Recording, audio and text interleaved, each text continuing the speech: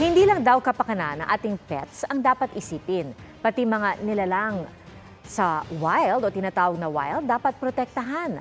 Marami sa kanila ang nangaring maubos gaya ng pangolin na may isang na-rescue kamakailan sa Palawan. Nakatutok si Katrina Son.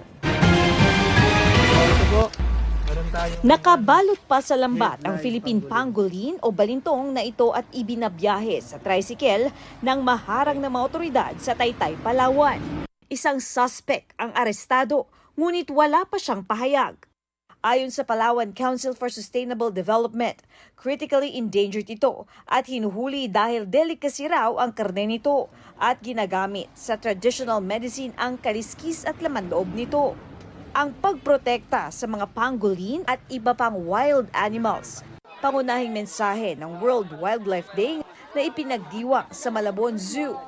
Isa nga si Marimar, the orangutan, sa mga nakita dito sa Malabon Zoo sa pagdiriwang ng World Wildlife Day. A lot of species are becoming extinct every day po of our lives. These are dying in the wild po, and we must protect them because we depend on them every day for our lives. Hindi lang wildlife ang dapat alagaan at protektahan, kundi pati mga alagang hayop, lalo ngayong umiinit na habang papalapit ang tag-init. Kapag napabayaan daw ang mga alaga, maaari silang ma-heat stroke o mamatay. Unlike humans, ang dogs and cats natin, nag-regulate sila ng body temperature nila through panting, through their foot pads, and through their nose lang. May kanya-kanyang diskarte ang fur parents para presko pa rin ang feeling ng kanilang mga alaga. Lagi ko siyang inalagaan. Pag nilalabas ko siya, lagi may dalang tubig na may ice. Kaya yun ang lagi kong binibigay sa kanya. Nowadays, in summer talaga, naka-electric fan din. Payo ng eksperto, tiyaking hydrated ang mga alaga. Makatutulong daw na ilakad sila sa madamong lugar. Mainam ding pagupitan ng mga asong makapal ang balahibo.